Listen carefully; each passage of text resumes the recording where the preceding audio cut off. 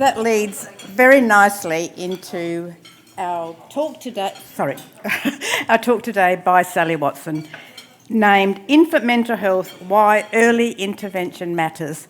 As Kay said, fantastic beginnings for Australian Rotary Health in solving the problem of SIDS and deaths, and currently their focus in 2022 is infant mental health in children 0 to 12.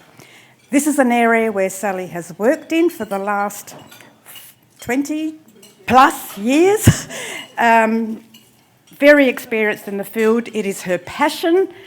So it's wonderful that we get to hear her story today. Sally was the National President of the Australian Association for Infant Mental Health for 5 years pre-COVID. She's currently on the National Board and she's Vice President of the South Australian chapter of that organisation. So she's very much entrenched in the field. And as I said, it's her passion, so I'm sure we're going to hear about it today. So thank you, Sally, for coming along to talk to us.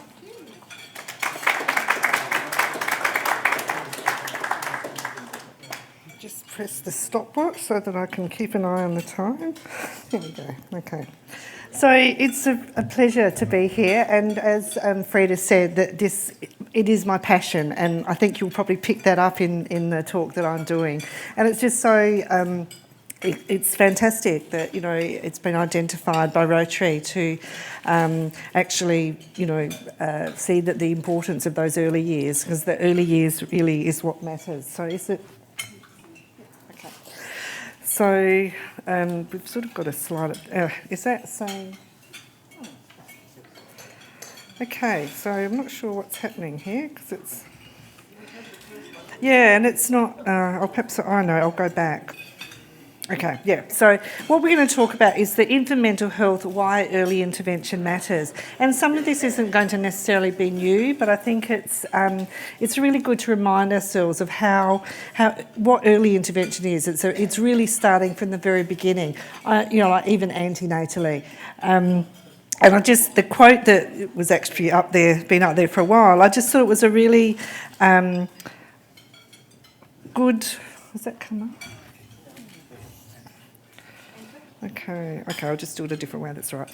Even this was, a long time ago, but I think it's still equally relevant. I guess I'd say broken, men and women. But it is easier to build strong children than to repair broken men. And as I'll actually kind of go towards the end, actually say it's also a lot cheaper to build strong children than to repair broken adults. So development, just to sort of set a bit of a context, is that development is the outcome of risk and protective factors within the person and in the environment. And I think that why I sort of say that is it's really important is that those early years, they're a time of great opportunity, but they're also the greatest time of risk. That if we don't intervene early, it's actually when the most, we're going to pay the price later on. So it is a high risk time, but it's also a high opportunity time. And that what we know is that what happens early is important and it influences how things work later on. So I don't know if people are familiar with the Adverse Child Experiences Study, which was done a number of years ago now, and it really it was the largest study of its kind ever done to examine the health and social effects of adverse childhood experiences over the lifespan. And it was a huge study. It was 18,000 participants.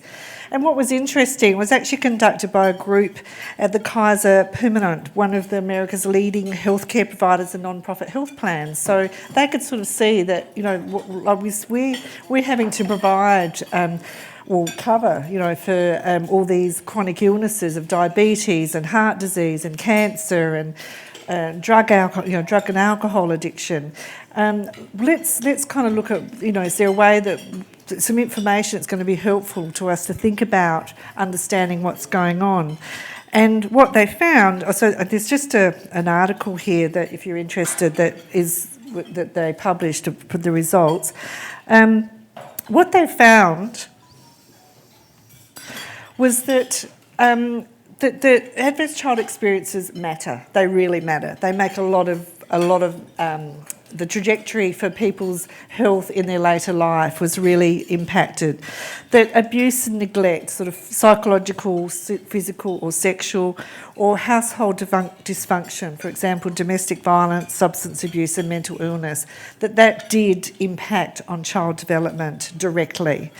And that there was sort of the neurobiologic effect of brain abnormalities, stress hormone dysregulation, psychosocial effects, poor attachment, sort of like relational issues, poor socialisation, poor self-efficacy, and we sort of know that then impacts on education, and then health risk behaviours. So you're more likely to be a smoker, more likely to be using substances, more likely to be obese, and more likely to be engaging in high sexual risk behaviours.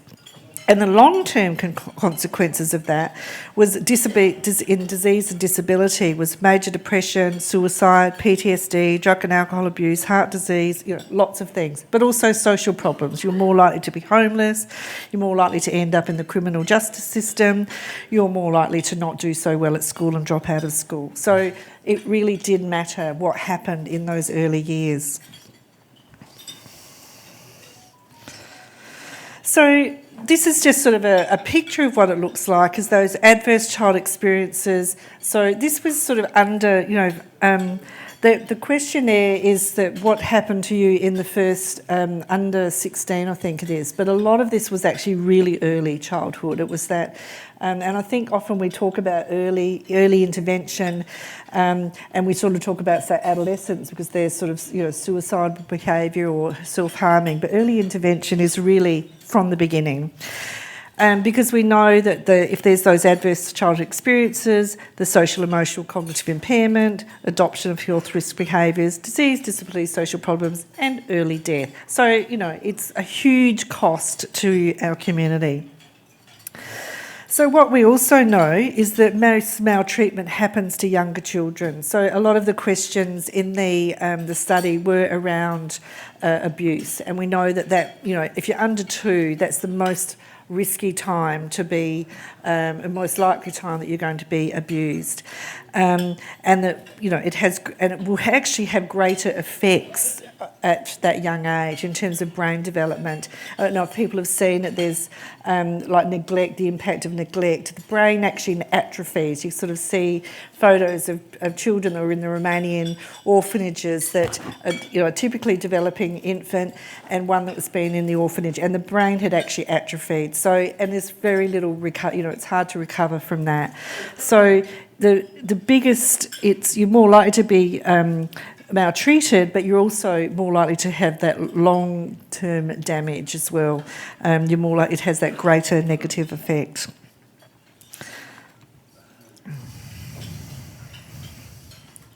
Oops. So it's not really working how it's supposed to, but anyway. There we go.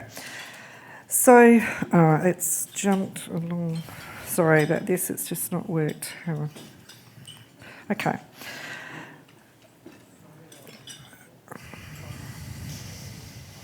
So just a clinical snapshot, and I guess if we're talking about children who have been abused, that children in foster care have 3 to 7 times as many health conditions, emotional problems and developmental delays. So even, as children, it's not even as adults, but as children. And that broken down by age, one American study found that children in foster care had the following incidences of development or emotional problems: 0 to 12 months, 76%, 1 to 3 years, 83%, 3 to 5 years, 92%. So at that really young age, in that first 12 months, we kind of really seeing high levels of disturbance. But I guess often we don't know. It's only been probably fairly recent years that we've really been able to think about and know what to look for. What disturbance looks like in those early years. And if we can intervene early, then we're going to really make a difference to what the trajectories of those young children are.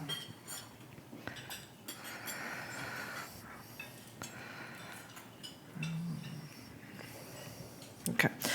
So, as I said, that's what I was saying, is that psychological distress looks very different in babies and very young children, particularly for children under the age of 3 years. So things like they don't sleep, they don't eat, they can be quite, babies at that young age, we sort of think of dissociation in older children, but really young babies can dissociate. If they've had trauma, they will just phase out, or they'll go to sleep a lot. We used to think, babies that were removed from their parents' care when there'd been lots of neglect or abuse, or particularly if there'd been a lot of violence. And it was like, they're such a good baby, they just sleep all the time. Whereas now we know, actually, no, we were really worried about this babies, because babies are supposed to cry. That's how they let the world know that I need something. They don't have any other way of doing it. So, that those early signs are really letting us know there's something that's not right for this baby, and we need to intervene. Things like their language delays, or often it's their motor development skills as well. All of these sorts of things are things that can look very different and we can easily miss. We're getting better, I think, at detecting it, but the problem is that we might have all these screening tools, or ways of screening for risk, or screening for, that there's an issue, but then we don't have the services for them. So, if you want to make a difference, Rotary, early years, so the really early years, those first 3 years, we really know that makes a difference.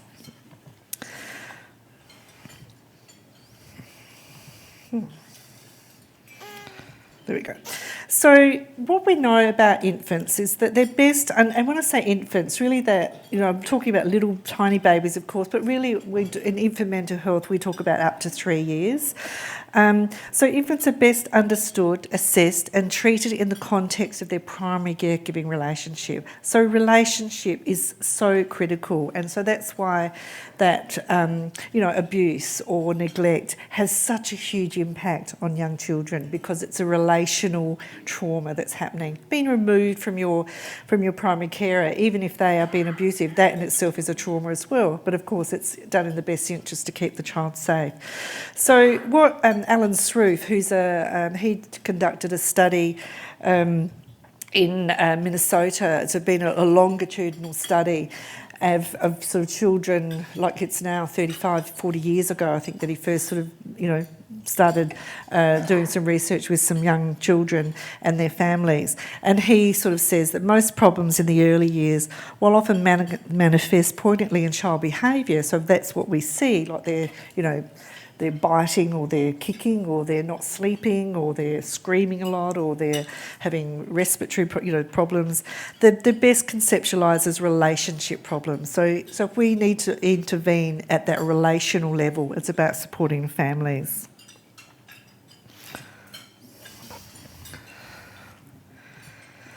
So I've just got this little clip here. It's just to sort of really show how, at such a young age, babies know what's going on, and how they will really let us know that they're not. Harvard and Children's Hospital's Child Development Unit has devised a way to show how important this social connection is to babies, and how much it affects them when the connection with a parent or caregiver is broken. First, Dr. Tronick places 6-month-old Mackenzie and her mother face to face. Hi. Can I touch her? He asks Mom to talk and play with her daughter the way she normally does. Hi, sweetheart. Obviously, their connection is strong. Yes, there's my baby. The baby is engaged, responsive, clearly emotionally content. Then, Dr. Tronick instructs the mother to disengage by making a still face. She stays there, but doesn't respond to her baby. Mackenzie is confused at first. She's not used to Mom acting like that. Mom turns back, but keeps the still face. Mackenzie expects her to re-engage, but when she doesn't, look how the baby reacts. Even at this young age, she tries to entice Mom to interact with her. She reaches out. She smiles. She flails her hands. All strategies for getting Mom's attention. When that doesn't work, she becomes fussy, emotionally agitated.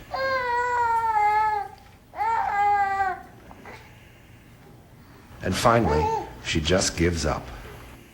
The meaning of the event is this emotion that the infant is experiencing in relationship to this breaking of the connection in relationship to the mother. And that's a fearful, frightening thing. And the infant will do a lot to try and overcome it.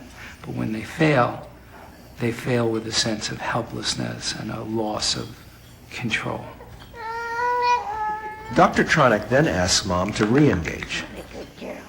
It takes a moment, but soon the world goes back to normal for Mackenzie. Round, down. This striking dynamic happens not just with parents, but with any close caregiver, and at any age. So you can imagine, like for children that are in a, neglected, they just don't get the responsive care from parents, and even for mums who they're depressed, then that's the experience that these babies have, which is why we always sort of say it's really important for women who or dads or the primary caregiver, if they do have how we need to have a community around them so the baby does have the experience of that important relationship, but not this sort of still face, because we just sort of saw how Mackenzie just disintegrated, just sort of fell apart, became so discombobulated. Now then there was that repair, so mum kind of got back together. But what we talk about is so toxic is rupture without repair. So, and that's the experience of children who are sort of in care or the sort of those high risk situations. So we really need to be intervening and supporting the children and families. So in mental health work, one of the central goals is that it provide effective support for an infant's caretaker parents and thereby their parenting. So it's just sort of key that we actually are supporting families and communities to support families if we're really wanting to make a difference to the world, actually, but certainly to young infants or young children's lives. So the guiding principles is around like the development of the whole child, the sort of the physical, the psychological, the world that they live in. The environment for a baby is the relationship. That is their environment. And so if that environment is toxic or not safe or not responsive, their environment is dangerous and very unsafe. And so we're going to see lots of things happen as a result of that. And that's what the ACEs study really showed us. The importance of creating caring communities, and that's sort of, I've said that a few times. And I think that, like an example of you being here, it's this kind of community as well. It's sort of that global, there's the micro and then the next layer out, and then, it goes on and goes on. And that organisations like Rotary being able to support such, the program that you just sort of talked about is so important. And as I said before, and I always say this many times because it's so critical, is that relationships are central, and relationships at every level. Like for the baby, the relationship is their environment, but the relationships that we have in the community, the relationships that we have with each other and working together. So early intervention does work. It's not just like, we should do it, it's nice. But there's actually a lot of evidence now to show that actually it does work. Randomised controlled trials are showing that helping parents and caregivers provide better care results in lowered stress hormones, decreases in problem behaviour, less criminal behaviour, lots of different things that it's showing us. Some of you may be aware of the Heckman equation. James Heckman was an American economist he's a Nobel Prize winner, and he really should have showed that if we invest early what we save, that for every dollar that we invest in those first 2 years of life, we save $8 in sort of adolescence and adulthood. So it is a very good investment to invest in those early years, and it's nice to have that, the research that he's done around that. So I guess the take-home message is the preschool years are a transitional point in development. They're important, and it can be the thing that how they go makes a huge difference in terms of what the trajectory for their life is going to be. And that there's an inextricable link between social emotional competence and school success. And we know that if you don't do well at school, that has impacts in terms of employment, health, education, ongoing. They just pile on top of each other. And that all research points to the importance of fostering young children's social and emotional development. And I just found this quote, which I just thought it seemed so apt, and I think so apt to you and to all of us, but to a group of people that do have some influence and do have conversations with people. That an opinion that gradually takes root among a whole people, especially among those who have the most influence when they work together as a group. In this way, it wins the upper hand to such an extent that one meets it everywhere. It then only requires some small opening that will allow it to air, and it will break out with force. Then it can change whole nations in a brief time and give whole parts of the world a new configuration. So actually, when I've read that, I feel almost goosebumpy, because I think it's such a powerful, it was written a long time ago, but that we, each one of us, can change public opinion about the importance of the early years and the importance of early intervention with those conversations. And it's those, the ripples in the pond that kind of bring about that change to really make sure, because the early years don't get the government funding because they don't yell loud enough. I mean, they cry, but they're not loud enough. That's right. Mothers and grandparents might think differently, but they're not sort of vandalising things. They're not murdering people. They're not using drugs. But actually, what we see in a 12-month-old baby can really, if we can know what that disturbance is, and then the important thing is provide services, then we can make a difference to the world. So, I think finished there. I think I'm right on time, I hope. I also, so I just want to say, and I feel very remiss, I always like to first of all acknowledge that I'm giving this talk on the traditional lands of the Kaurna people, and really to honour their practices in child rearing that have been going on for a long, long time, and we've got a lot to learn from, so thank you.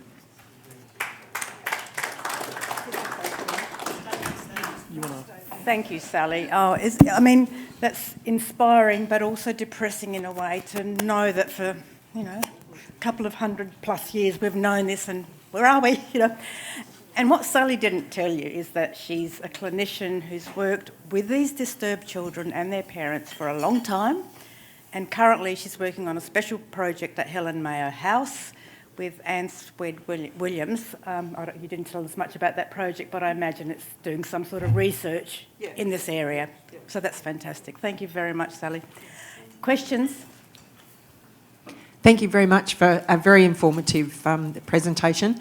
I was wondering if you could give me your thoughts, or if there's any research on the recent trend to send newborn babies home with their mums, sometimes within hours of their birth. To me, I'm showing my age here, but I just think it's a disaster waiting to happen. Yeah, I think it can be. I think for some, if they've got supports around them, but we know that the most vulnerable families, they don't have those supports. They're going home possibly to chaos at home, inadequate housing, poor nutrition, all those sorts of things. So I think that's a really good example of how the idea, because we know that, hospitals make you sick, so it's not good to be in hospital any longer than you need to, but it's sort of like, okay, we've made that decision, so we're going to send them home. But there's a lot of people that fall, or a lot of babies and a lot of parents that kind of fall through the cracks really as a result of that. So I think it's like it's sort of the same as everything, isn't it? Like one solution is not the solution for everyone. So it works for some. It's great for some, but for some people it really means that there's lots of vulnerabilities. Yeah.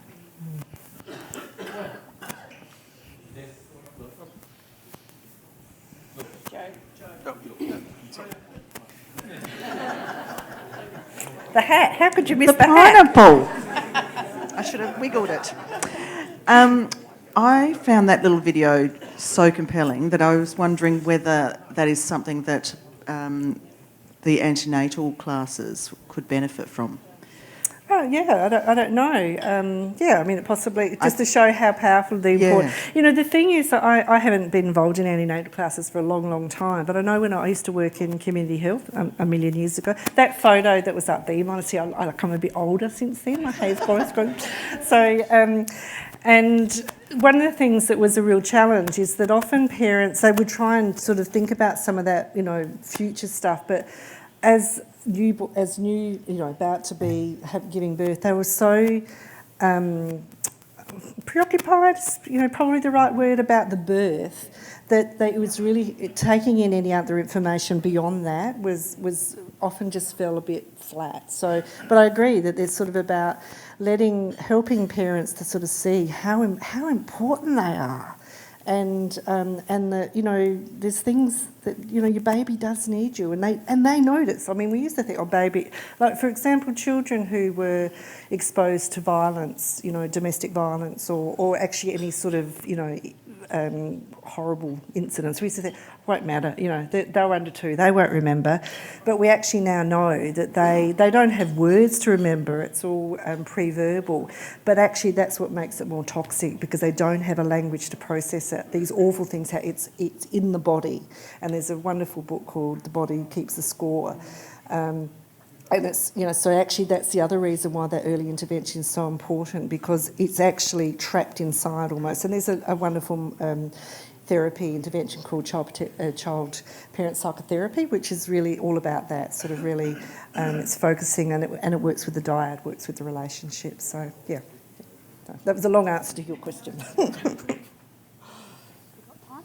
Oh, thank you very much, Sally. I'm going to ask a question about pre-birth, so in utero. Yeah. And we now know about the impact trauma can have on children. Yeah, the toxic stress. Before.